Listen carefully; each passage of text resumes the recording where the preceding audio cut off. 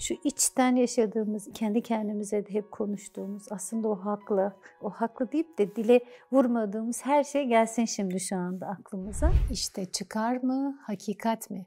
Hangisi değerli? Pardon, sizin onlarla aranızda bir iletişim var mıydı? Tam bu noktada sahne kesiliyor. Şu anda yaşadığımız toplumda şu seküler dünyada olsaydı İbrahim Aleyhisselam ne derdi acaba? Güya adamsınız, güya gözünüz var, güya kulaklarınız var, güya kalbiniz var. Ama şu yaptığınıza bir bakın.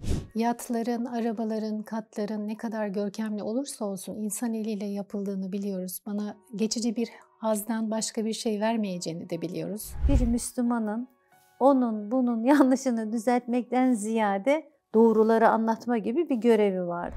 Rahman ve Rahim olan, iyiliği sonsuz, ikramı bol Allah'ın adıyla.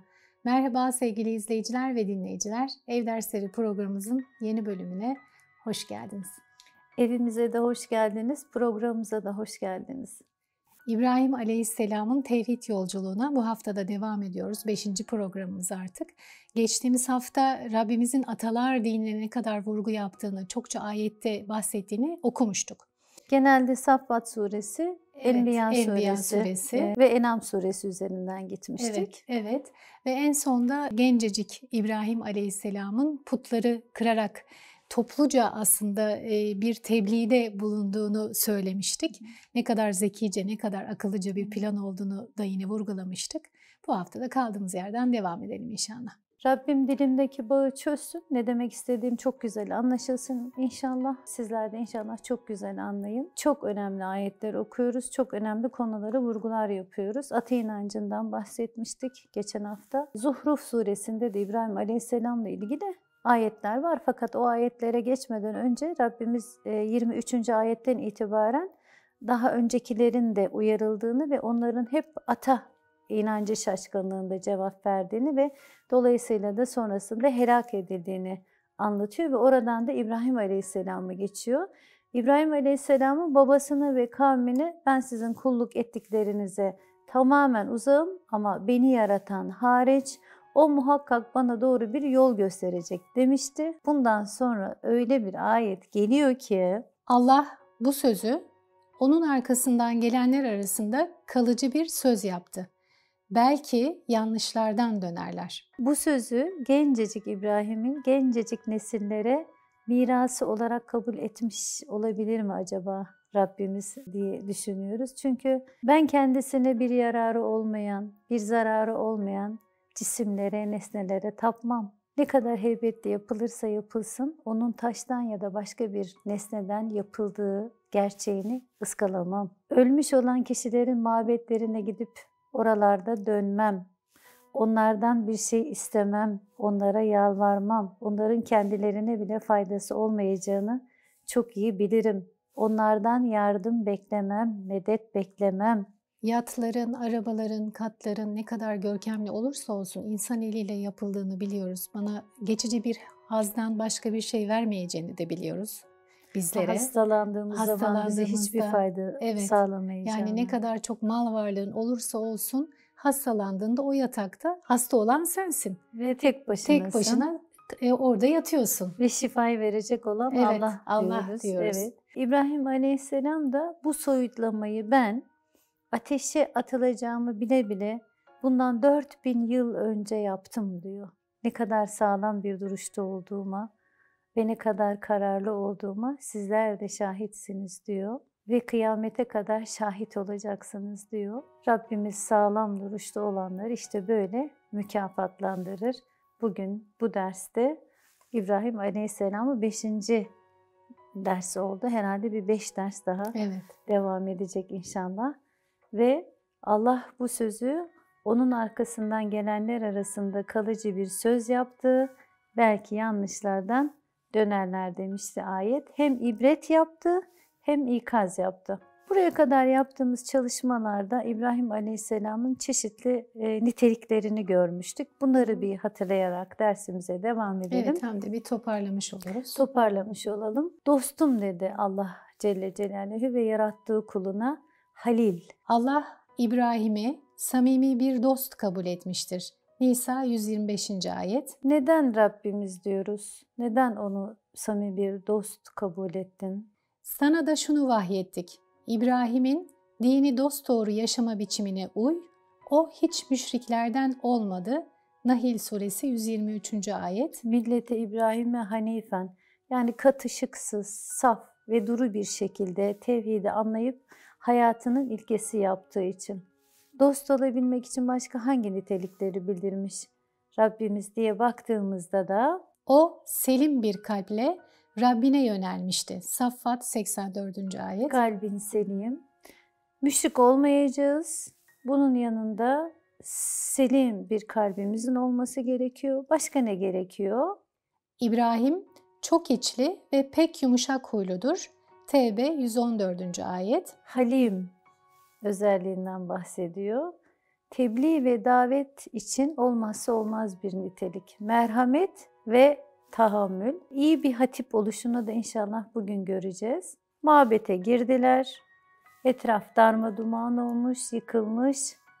İbrahim Aleyhisselam'ı getirttiler. Olan yeri inceleme. Sen mi yaptın dediler. Geçen hafta tam olarak burada kalmıştık. Belki onların şu büyüyü yapmıştır. Eğer konuşabiliyorsa tabii onlara sorun dedi. Enbiya 63. ayette. Zaten planladığı eğitim kısmı burasıydı. Acaba büyü yapmış olabilir mi? Şu yerde yatanlara bir sorsanıza. Eğer konuşabiliyorsa. Çaresizliklerini gözler önüne sermiş.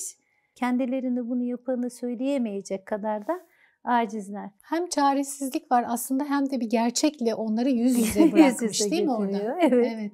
Amacı oydu zaten. Evet. Pardon, sizin onlarla aranızda bir iletişim var mıydı? Yani siz konuştuğunuzda onlar sizi duyabiliyorlar mıydı? İşte tam bu noktada sahne kesiliyor. Bu süreç ne kadar? Bunu bilmiyoruz. Bu bilgi bizde yok. Ama gerekli olmuş olsaydı da Rabbimiz bunu bildirirdi. Şimdi süreç değil bizim için önemli olan olay. Sonra ne oldu? Bunun üzerine kendilerine geldiler ve şöyle dediler. Biz gerçekten yanlış yoldayız. Derhal içlerine dönüyorlar ve kendileriyle baş başa kalıyorlar. İçlerine döndüklerini de bize Rabbimiz bildiriyor. Önceden İbrahim Aleyhisselam'a zalim demişlerdi ya, içlerinden diyorlar ki bu çocuk doğru söylüyor. O zalim değil, zalim olan biziz diyorlar.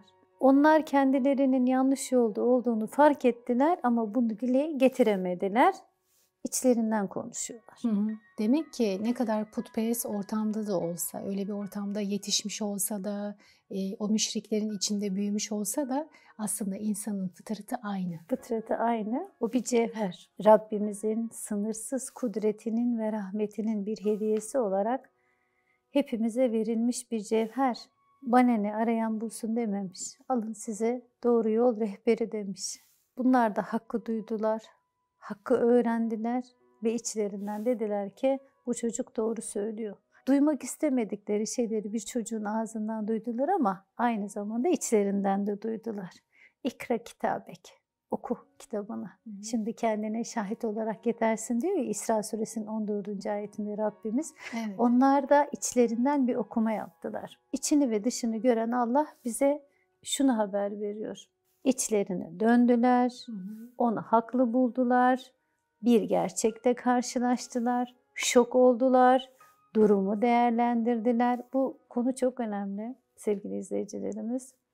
Şu içten yaşadığımız, içten kendi kendimize de hep konuştuğumuz, aslında o haklı deyip de dile vurmadığımız her şey gelsin şimdi şu anda aklımıza. Bir nevi yüzleşme. Yüzleşme. Ya günde belki 1000 kere yapıyoruzdur bunu ve durumu değerlendirdiler ve dediler ki içlerinden. Bu çocuk haklı dediler içlerinden ama dışa bakan yüzleriyle ne dediler? Ne dediler? Bir ona bir bakalım. Enbiya 65. ayette. Sonra tekrar eski hallerine döndüler ve şöyle dediler. İyi biliyorsun ki bunlar konuşamaz. İbrahim Aleyhisselam diyor ki siz beni buraya getirmeden önce bu iradesiz şeylere hiç soru dahi sormadınız. Çünkü biliyordunuz ki bu iş için irade sahibi bir varlığın bunu yapması gerekiyordu. O yüzden beni getirttiniz. Siz beni buraya getirtmeden önce bu iradesiz varlıklara hiçbir şey sormadınız. Çünkü siz çok iyi biliyordunuz ki bu işi yapanın mutlaka irade sahibi bir varlık olması gerektiğini, işte İbrahim Aleyhisselam bu karşılaştırmayı onlara kendi dilleriyle yaptırdı. Sarsıldılar, bayağı sarsıldılar ama hemen eski batıl bakışlarına tekrar geri döndüler. Bu sorguyu içlerine yaptılar, tepetaklak oldular, vicdanlarının sesini susturdular. İçlerinden Rabbimizin bize bildirdiği o kabullenişin, o farkındalığının aslında farkına vardılar ama üstlerini örttüler. Tabii, çünkü bir insanın kafir olabilmesi için mutlaka o gerçeğin üzerini örtmüş olması gerekiyor.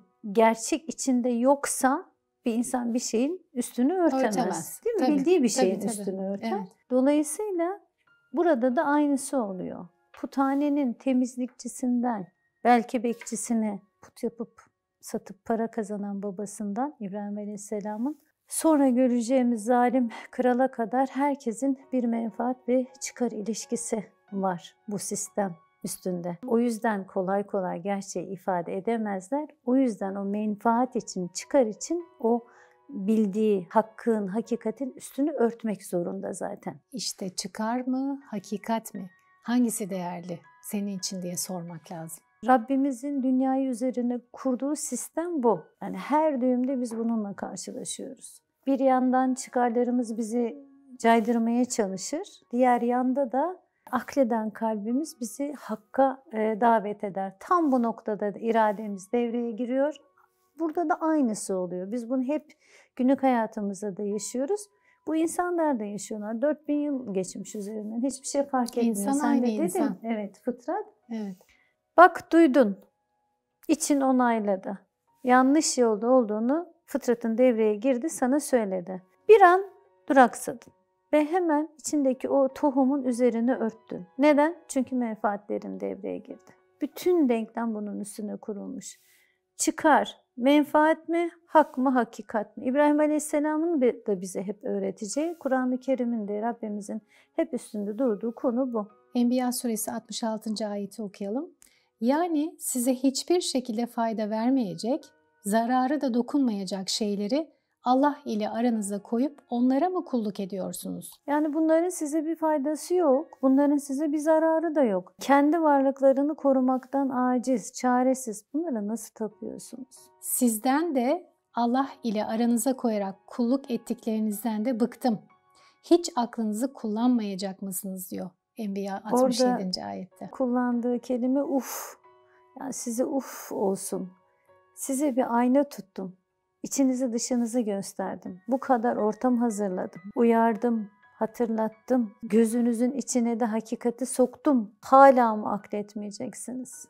Güya adamsınız. Güya gözünüz var. Güya kulaklarınız var. Güya kalbiniz var. Ama şu yaptığınıza bir bakın. Uf ya, uf, uf. Şu nimetleri kullanmayıp da bu seviyesiz duruma nasıl düşersiniz? İçinden çığlık atıyor tabii İbrahim Aleyhisselam. Bunları da ifade ediyor. Akletmiyorsanız eğer o halde güdüleriyle hareket edenlerden ne farkınız var sizin?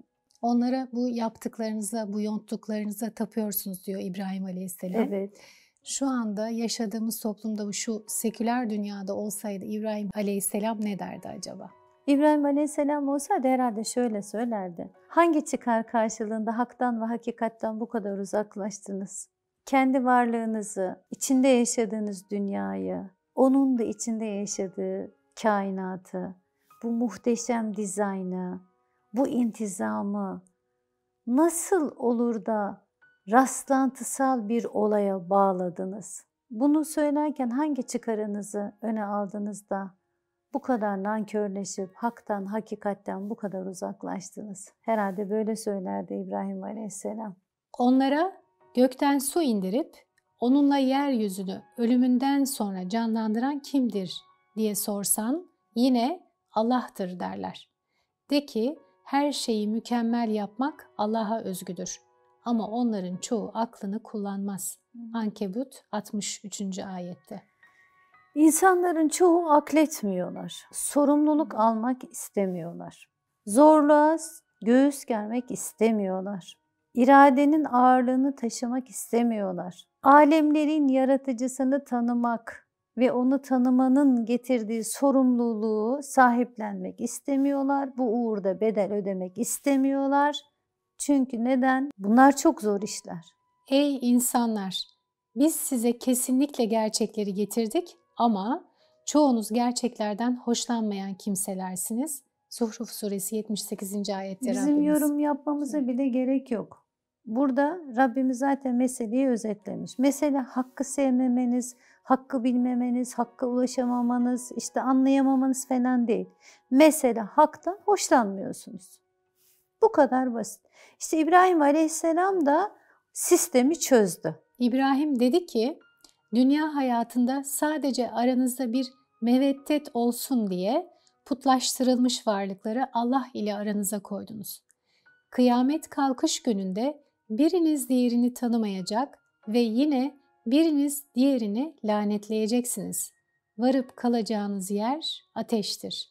Size yardım eden de olmayacaktır, diyor Rabbimiz Ankebut suresi 25. ayette. Dünya hayatında aranızda kurduğunuz bu meveddeti, bu ilişki ağını putlar üzerinden yürütüyorsunuz. Biz yönetim gücümüzü bunlardan alıyoruz diyorsunuz. Bunların manevi güçleri var. İşte şöyle böyle vesaire vesaire. Ezen bunlar üzerinden eziyor. Hükmeden de bunlar üzerinden hükmediyor. Müşrikler de o yüzden çok sevmişlerdi putlarını. Böyle savaş kararı alacakları zaman putlara bir soruyorlardı. Nasıl yani? Putlar ne yapıyordu? El mi kaldırıyorlardı? Savaşa girelim ya da girmeyelim, hayır oy vermiyoruz diye. Falaku çekiyorlardı. İstedikleri sonucu alana kadar uğraşıyorlardı. Ondan sonra da diyorlardı ki putlar savaşı emretti. Kendileri isterlerse tabii ki. Tanrılar, savaş tanrıları, işte gök tanrısı, işte yer tanrısı, işte ne bileyim bolluk tanrısı, bilmem ne tanrısı. Yönetilenler dolayısıyla bunlar oluyorlar. Yönetenler de putlar olmuş oluyorlar. Oysa o ilahların yardıma gücü yetmez. Ama onlar ilahları için hazır askerlerdir. Yasin suresi 75. ayet. Evet. Bunların psikolojilerini anlamak zor. Onların emrinde, yani kendi eliyle, insan eliyle yaratılmış bir şeyin karşısında emre amade böyle hazır asker gibi bekliyorsun. Peki bunu niçin yapıyorsun? Niçin yapıyorsun? Çünkü tek bir ilah olan Allah'ın buyruklarını, emirlerini yerine getirmemek için. Kendin bir sistem uyduruyorsun ve o sistemin karşısında da hazır asker gibi bekliyorsun. El pençe divan duruyorsun. Ey kafirler! Siz ve kulluk ettikleriniz, hiçbiriniz kimseyi Allah'ın istemediği kötü bir duruma sokamazsınız. Sokamazsınız. Siz hiç kimseyi yoldan çıkaramazsınız. İbrahim Aleyhisselam şöyle söylüyor, yani Allah akletmeyi verecek, görmeyi verecek, duymayı verecek. Bu varlığı böylece donatacak. Kalbi verecek. Ve siz bir takım bilgilerle, bir takım bilgi çarpıtmalarıyla bu kişiyi yoldan çıkaracaksınız. Bu olacak bir şey değil. Böyle tapılacak bir şeyler icat edeceksiniz. Bir sunum yapacaksınız. Farklı bir ortam, farklı bir ambiyans. Siz hiç kimseyi kandıramazsınız. Sizin kandırdıklarınız ancak... Ama yakıcı ateşe kendisi yönelen hariç. Evet. Yani siz hiç kimseyi kandıramazsınız. Kişi ancak kendisi eğilir, kendisi yönelirse o yolu tercih eder diyor. Burada Rabbimiz Saffat suresinin 30. ayetinde de şeytan aynı şeyi söylemişti. Bizim size boyun eğdirecek hiçbir gücümüz yok. Sizin de yok, şeytanın da yok. Kişi ancak kendisi isterse yoldan çıkacak. Başka onu kimse yoldan çıkaramaz. Yani bu millet size inanmış değil. Bunlar ya korkuyorlar sizden ya da bir yarar sağlıyorlar ki sisteminize entegre olmuşlar. Gayet uyum içerisinde yaşıyorlar. Ama Allah'ın bizde yarattığı kalp batıl ile tatmin olmaz. Kalpler ancak Allah'ın zikriyle, onun indirdiğiyle tatmin olur diyor Rad suresinin 28. ayetinde. Evet, bu ayete karşılık gelen bir hadisimiz var. Resulümüzün söylediği hadis. Mümin vahiy ile buluşunca suya kavuşmuş bir balığa benzer. Kafir ise kafese sıkıştırılmış, kapatılmış bir yırtıcı kuş gibi olur. Evet, evet. Vahiy bizi deşifre ediyor diyor hocamız. Allah razı olsun kendisinden de. Emar gibi. Vahyin söylemleri kişinin içindeki özü, fıtratını uyandırıp kişinin aleyhinde bunu görünür kılar diyor. Kişi düne kadar içinde karartmak istediği, kaybetmek istediği, söndürmek istediği şeyin alev alev büyüdüğünü vahyin eşliğinde karşısında görünce bir ordu misali hem önden hem arkadan kuşatılmış gibi hisseder kendisini. Kafirin çıldırma sebebi işte budur. Taşkınlıklarının, işkencelerinin, hakaretlerinin dozu da çıldırma sebeplerine bağlıdır. Konu dünya görüşüyle ilgili bir şey olmuş olsa bu kadar üstünde durmayacak. Durmazlar ama burada içindekiyle duyduklarının eşleşmesi. Yani İbrahim Aleyhisselam'ın onların içindekini ortaya çıkartıp açığa çıkarıp duyduklarıyla açığa çıkan şeyin eşleşmesi, tahammülsüzlüklerinin sebebi bu. Bu tepkiye ne kadar nebi geldiyse hepsini verdiler. İbrahim Aleyhisselam'da da biz şahit oluyoruz yaşananlara. Bir genç ve tek başına ve bir ikincisi de görünmüyor ortada. Tek söylediği aklınızı niçin kullanmıyorsunuz? Bakın size gerçeği gösterdim diyor. Dediler ki ona bir bina yapın da onu derhal yakıcı ateşin içine atın. Verilecek ceza belli ama Kur'an'ın bütünlüğü açısından baktığımızda bu cezadan önce neler yaşanmış? İbrahim Aleyhisselam hapiste kalmış mı? Aradan ne kadar uzun bir zaman geçmiş bilmiyoruz. Çünkü bu konuyla ilgili ayet yok. Ama zalim hükümdarın tarihi bilgiler adının Nemrut olduğunu söylüyorlar. Bazı Batı tarihçileri tarihin ilk emperyalisti olduğunu söylüyorlar Nemrut'un. Taberi de en zalim hükümdarlardan biri olduğunu yazmış ama tabii bu konuyla ilgili net bir kaynak yok. Biz Rabbimizin bildirdiğinden sorumluyuz. O ne diyor? Biz ona bakalım. Allah kendisine bir hükümdarlık vermiş diye Rabbi hakkında İbrahim ile tartışan kişiyi gözünüzde canlandırmaz mısınız? İbrahim, benim Rabbim hem hayat veren hem de öldürendir dediğinde o, ben de yaşatırım, ben de öldürürüm demişti. İbrahim, Allah güneşi doğudan getirir, haydi sen batıdan getir deyince kafirlik eden o kişi şaşkına dönmüştü. Allah yanlışlar içinde olan bir topluluğu yola getirmez. Bakara suresi 258. ayet. İbrahim Aleyhisselam ve bu kişi karşı karşıya geliyorlar ve aralarında bu konuşma geçiyor. Bir tartışma gibi, bir cebelleşme gibi. Bu ayette de Rabbimizin bize verdiği, öğrettiği bazı meseleler var. İbrahim Aleyhisselam kendisini çok iyi tanıyor. Davasını çok iyi biliyor ve inandığı değerleri çok iyi tanıyor ve çok güveniyor. Bu neden çok önemli? Çünkü karşı taraf size öyle bir argüman sunar ki şaşırıp kalırsınız. Onunla tartışırken kendi kalbinizden de acaba ya bu ne demek istiyor, doğru mu söylüyor vesaire gibi kalbinize bir şüphe girer. Yolunuzdan çıkar savrulursunuz. Nitekim o akıllı adam ne dedi? Ben de öldürür, ben de yaşatırım dedi. Ve işte yine tarih kaynaklar söylüyor. Muhtemelen hapishaneden birkaç kişiyi getirtirdi. Bir iki tanesini öldürdü. Diğerlerini de salmış, öldürmemiş.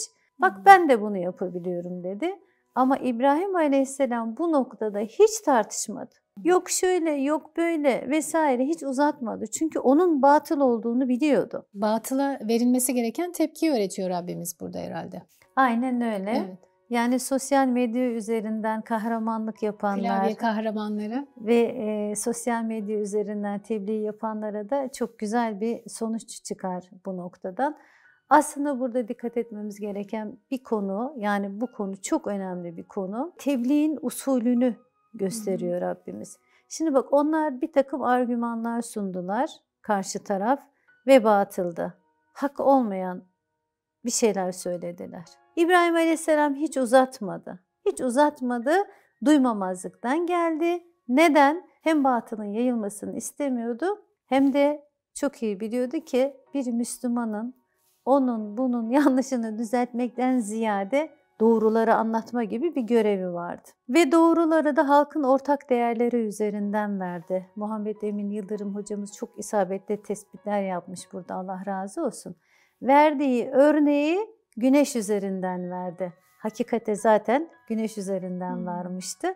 Her yaş grubundan herkesin, her seviyedeki insanın gözünün önünde bir değer bu değer. Yani öyle çok entelektüel çıkarımlara falan çok gerek yok o zalim kralı alt etmek için. Sadece güneşe baktı. Arkasında da Rabbinin olduğunu biliyordu. Ona güvendi. Neden? Çünkü hak ve hakikat üzerinde hareket etti. Şimdi okumuş olduğumuz Bakara suresinin 258. ayetiydi. Bundan önce de tabii ki 257. ayet var. O ayeti bir okuyalım mı? Tabii.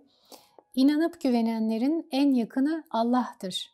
O, onları karanlıklardan aydınlığa çıkarır. Kafirlerin en yakınları ise tağutlardır. Onlar aydınlıktan çıkarıp karanlıklara sokarlar. Onlar o ateşin ahalisidir. Orada ölümsüz olarak kalacaklardır. Aydınlık tektir, Allah'tan gelir. Karanlık ise çoktur. Işığın olmadığı yer karanlıktır. Şimdi 258. ayette tek olan aydınlığı İbrahim Aleyhisselam üzerinden ve karanlıkları da Nemrut üzerinden vermiş bize Rabbimiz. O halde bir de burada tağut dedik. Tağutu çok iyi bilmemiz gerekiyor. Çünkü ikaz vermiş Rabbimiz. Tağuta kulluk etmekten uzak durun ve Allah'a yönelen kimselere gelince müjdeler onlar içindir. Zümer suresi 17. ayette.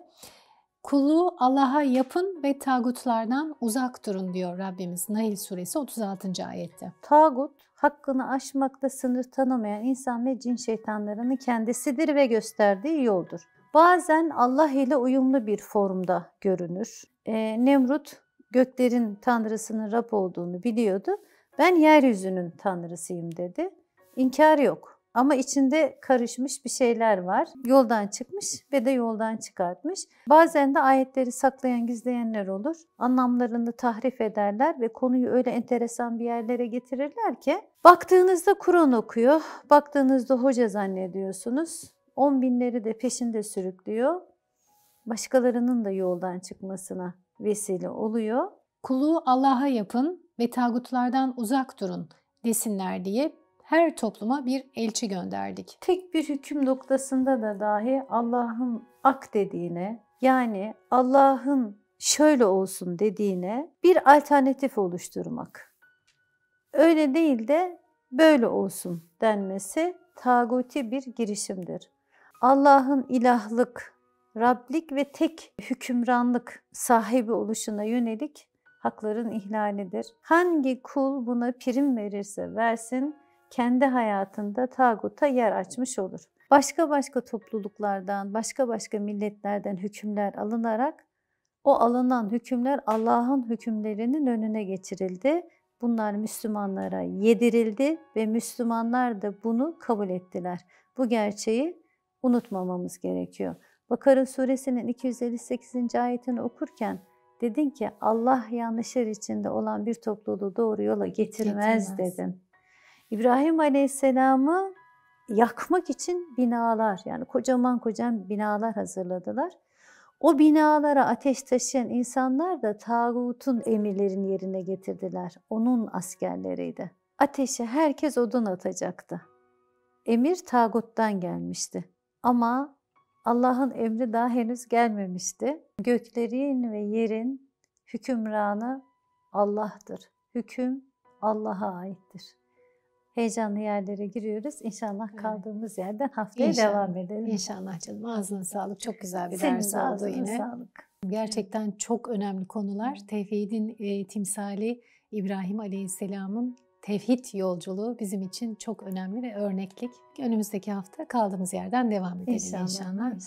YouTube ve Instagram'dan bizleri takip edebilirsiniz. Spotify'dan da dinleyebilirsiniz. Önümüzdeki hafta görüşmek üzere. Allah'a emanet olun. Hoşça kalın. Hanelerinize selam olsun. Allah'a emanet olun. Hoşça kalın.